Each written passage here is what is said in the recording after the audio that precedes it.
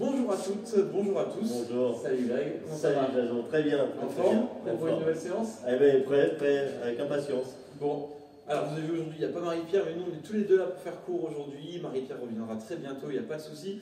Pour la séance d'aujourd'hui, en plus de la ceinture, donc nous aujourd'hui on a pris cette corde à sauter pour faire une petite ceinture pour vous montrer les différents ateliers. Donc à la place de la corde, vous pourrez utiliser la ceinture de votre enfant. Et aujourd'hui, donc vous allez essayer de trouver deux supports. Donc là ce sont des boîtes de chaussures, les parents, les enfants, vous pouvez essayer de trouver pareil, ça peut être une caisse à jouer, quelque chose sur lequel vous allez pouvoir poser un bâton. Le bâton ça peut être un balai, un manche à balai, quelque chose que vous allez pouvoir poser sur ce support et qui va servir d'obstacle pour les enfants, parce que pour l'échauffement aujourd'hui on va faire un petit peu de franchissement d'obstacles et on va travailler un petit peu sur la perception de son corps dans l'espace, sur les différentes sensations qu'on peut ressentir lors des sauts. D'accord? Donc je vous laisse mettre la vidéo en pause le temps de trouver le matériel. D'accord? Une fois que vous avez trouvé le matériel, on attaque tout de suite la séance d'échauffement avec Greg qui va nous montrer le premier exercice. Alors, premier exercice tout simple, on demande à l'enfant de se mettre, les enfants, vous mettez juste en face de l'obstacle. Le but, ça va être de franchir l'obstacle, simplement en sautant par-dessus l'obstacle. Voilà, hop, on revient, on va effectuer ce petit exercice plusieurs fois. Donc on commence tout doucement, d'accord? On s'est échauffé, je rappelle, on est dans l'échauffement. Au fur et à mesure, on peut commencer à accélérer un petit peu. Voilà, on peut faire le tour à droite ou à gauche. Voilà pour le premier exercice. La première partie de l'exercice, l'objectif c'est vraiment que l'enfant découvre, s'approprie un petit peu la hauteur de l'obstacle. Si votre enfant est en facilité, vous pouvez tout à fait venir faire pivoter les boîtes de chaussures pour essayer de monter un petit peu plus l'obstacle. Ce sera un challenge pour lui de franchir un obstacle plus haut. L'objectif c'est pas qu'il se casse la figure, d'accord? Donc n'allez pas trop haut non plus, parce que dans un deuxième temps, comme Greg l'a dit, on commence doucement, mais après on va essayer d'accélérer. Et donc pour essayer de stimuler un petit peu l'enfant, ce que vous allez pouvoir faire, c'est que vous allez lui lancer un chronomètre, 20 secondes. Et vous lui dites, en 20 secondes, tu dois faire le maximum de sauts. Donc on imagine Greg, il a le chronomètre, et pour motiver l'enfant et lui rappeler qu'on est en train de faire du karaté, le karaté c'est en japonais, on va parler japonais. Quand Greg va me dire « Hajime », je vais devoir faire le maximum de sauts au-dessus de la barre. Sauf que je n'ai pas le droit de faire demi-tour, je vais sauter, courir et revenir à ma place de départ. Pour stimuler l'enfant, pour venir l'échauffer, accélérer le cœur, accélérer la respiration, et aussi travailler un petit peu sur sa course. D'accord? Donc on va faire un petit exemple sur 5-6 secondes. L'enfant il est prêt, il est en yoï, et au signal de Greg, je vais démarrer. Hajime, hop, je saute, je cours, hop, c'est le plus vite possible, je passe. Je vais repasser à droite ou à gauche. J'essaie d'aller vraiment le plus vite possible. Hop. Et l'enfant, il doit, sans tomber, essayer de faire le maximum de sauts. Pour me dire stop, Greg va parler en japonais. Ah, j'ai pas eu le temps de faire le saut suivant. Voilà. Ça, c'est le premier exercice. Donc les parents, je vous laisse mettre la vidéo en pause, prendre le temps de faire l'exercice. Il commence doucement et ensuite vous terminez avec ce petit challenge qui va être très motivant pour l'enfant. Deuxième partie, on va faire le même saut mais en arrière. Et vous allez voir qu'au niveau de l'affect pour votre enfant, c'est quelque chose de totalement différent. L'enfant, cette fois-ci, va se mettre devant la barre et va devoir sauter en arrière. Et là, si jamais vous l'avez mis haut pour le saut en avant, je vous conseille de commencer bas. Ouais. Parce qu'effectivement, l'enfant, il n'a pas forcément construit cette perception de l'espace arrière.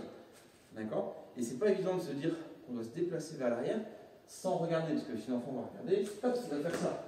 L'objectif, c'est qu'il vienne sauter en arrière. D'accord? Donc je vous conseille de commencer bas, et à la limite, si l'enfant il a de l'appréhension, mettez le bâton au sol. C'est pas gênant. Un bâton, une ceinture au sol, ouais, voilà. Ça suffit. Dans un premier temps, histoire qu'ils comprennent bien hop, cette notion d'espace arrière. Et ensuite seulement, vous pouvez monter. On commence doucement, et ensuite, dans un second temps, on fait exactement la même chose. Sur 10 ou 20 secondes, l'enfant va essayer de faire le maximum de sauts. Donc je rappelle, Hajime, le signal pour sauter, hop, courir, et le signal pour s'arrêter, c'est Yame.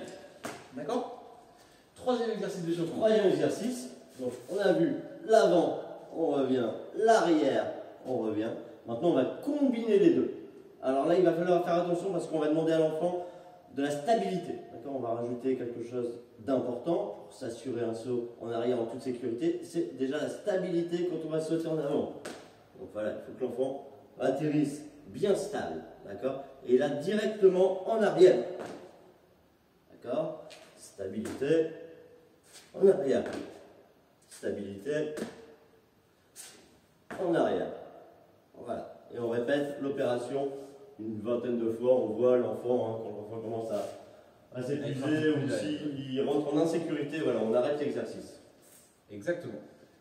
On fera ensuite la même chose avec le saut sur le côté. Donc cette fois-ci, votre enfant ne va plus se mettre face à l'obstacle, mais va se mettre de profil par rapport à l'obstacle. D'accord?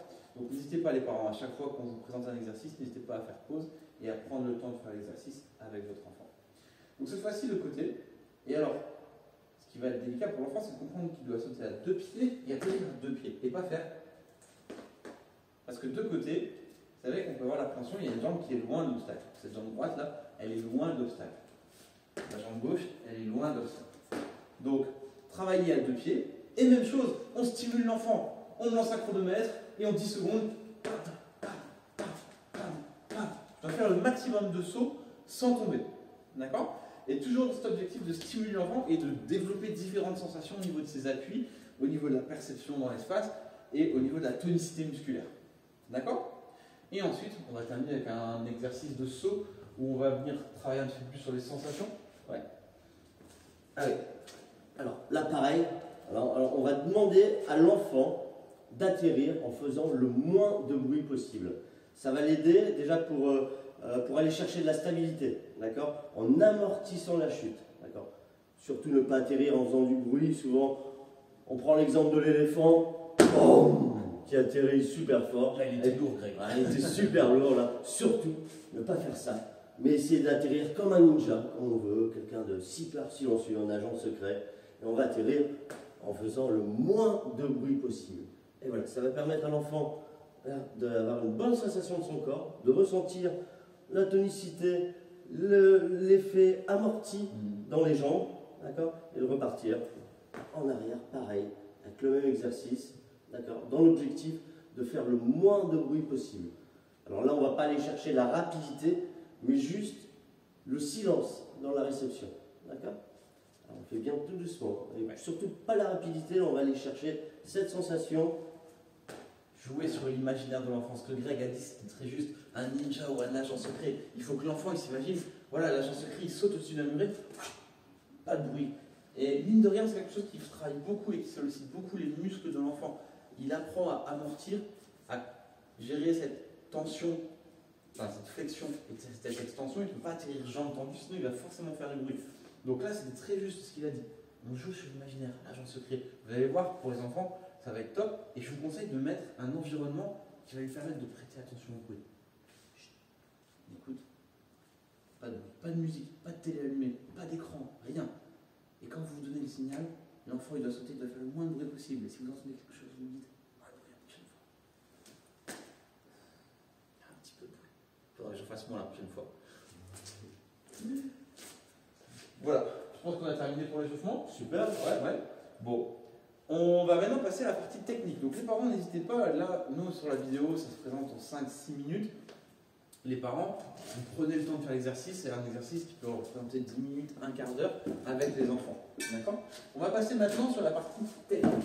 Et pour cette partie technique, vous allez utiliser, merci, la ceinture de votre enfant, que vous allez mettre comme d'habitude, sous forme de cercle, ou plus ou moins grand en fonction de votre enfant. Je ne suis pas très grand non plus, hein, mais je suis un peu plus grand que votre enfant, heureusement.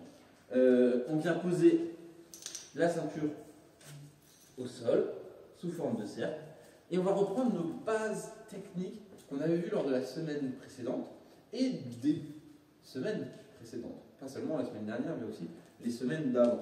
Donc, les parents, vous êtes les maîtres du temps. Là, Greg va jouer le maître du temps pour moi, c'est lui qui va me donner mon temps. D'accord? Et on va reprendre gauche, droite, devant, dans la logique de notre kata. Donc on va d'abord réviser à gauche. Donc je rappelle, on commence à gauche, c'est la partie gauche de mon corps qui va agir. Mon bras gauche et ma jambe gauche. D'accord? Ça, il faut bien que l'enfant le comprenne. Donc je vais attendre le signal de Greg pour activer mon corps. À gauche. Je regarde à gauche, bras gauche, jambe gauche. J'attends le deuxième signal. Itch. J'avance coup de poing. Là, je sors complètement du cerceau. Troisième signal. Et on revient dans le cerceau. D'accord? Au début, on commence doucement. On vérifie que tous les critères sont respectés.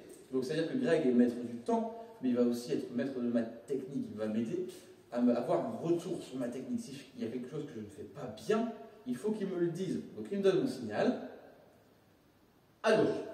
Et il ne va me donner le deuxième signal que si, par exemple, ma position est correcte. Est-ce que ta position est correcte? Je regarde, non, il y a quelque chose qui ne va pas. Il y a quelque chose qui ne va pas, les parents. Je corrige. On a bien la jambe arrière tendue, la jambe avant fléchie. Là, si la position est correcte, on peut donner le deuxième signal. Ni. On avance et on vérifie, par exemple, que la position est correcte.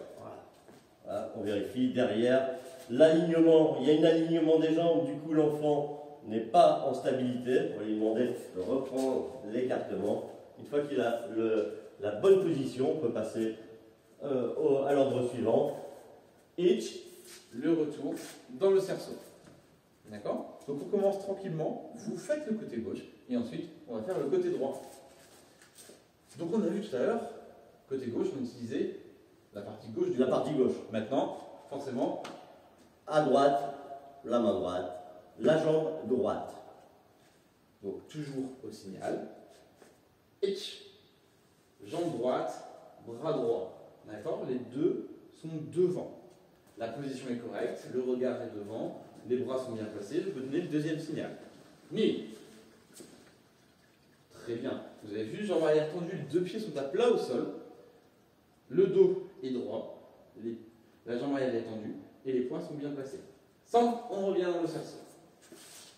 Voilà. Et on fait exactement le même exercice à droite que celui qu'on a fait à gauche. Ok? Maintenant, on va passer sur un troisième axe. Le troisième axe Qui est devant. vers l'avant.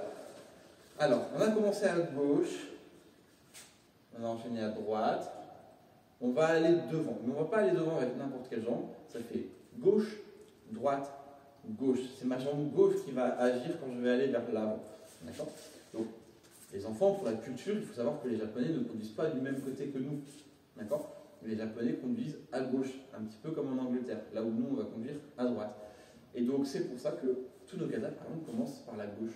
C'est en lien avec la culture japonaise. Donc, quand je vais aller vers l'avant, je vais déplacer d'abord ma jambe gauche et mon bras gauche.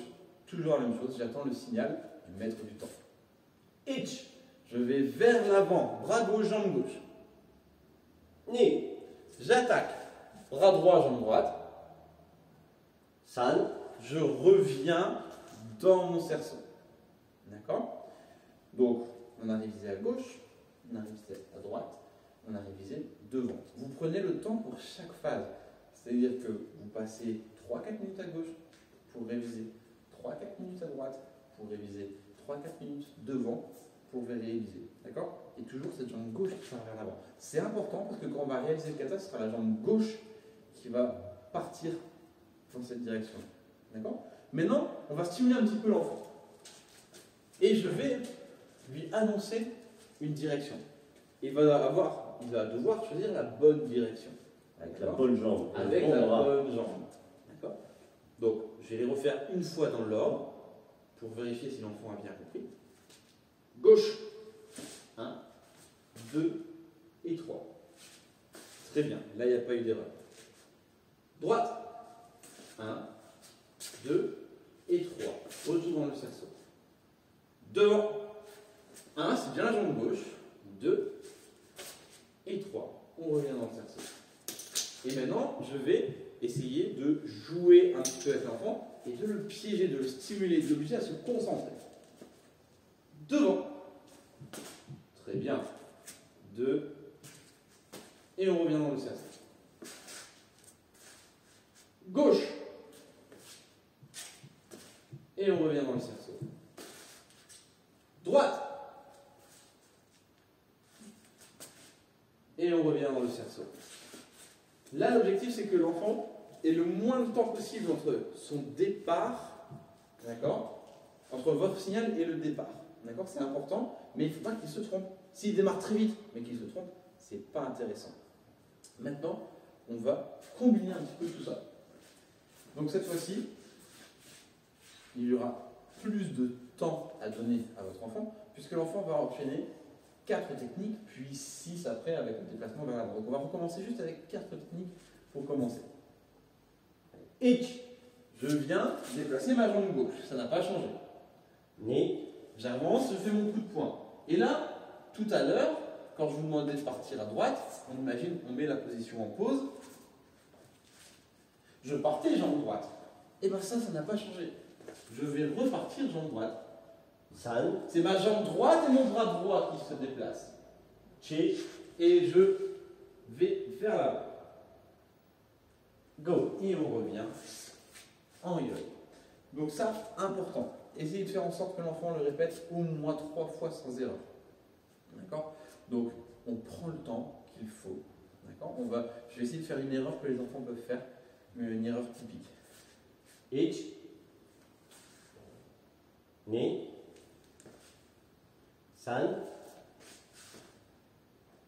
Chi. Est-ce que vous avez vu ce qui s'est passé, les parents? Là, il m'a donné le signal, mais je n'étais pas en bonne position. Regardez quel bras et quelle jambe est devant. C'est le bras gauche. À gauche. Alors, Et normalement, à droite. par vers la droite, exactement. C'est le bras droit et la jambe droite. Donc en fait, ce qu'on a travaillé dans le cerceau, on va le retrouver dans notre kata. D'accord? Et ça, c'est hyper important que l'enfant le comprenne. Il va, par rapport à sa position de référence, finalement, ici, il va à droite. Par rapport à sa position de référence de départ. D'accord? C'est l'espace qui est derrière lui, mais il va à droite par rapport à sa position de yo. On retrouve la même chose. Ok. Étape suivante, avec les 3 directions. Et là, ça va être encore un peu plus compliqué. Je te laisse reprendre les 2 premières branches tranquillement.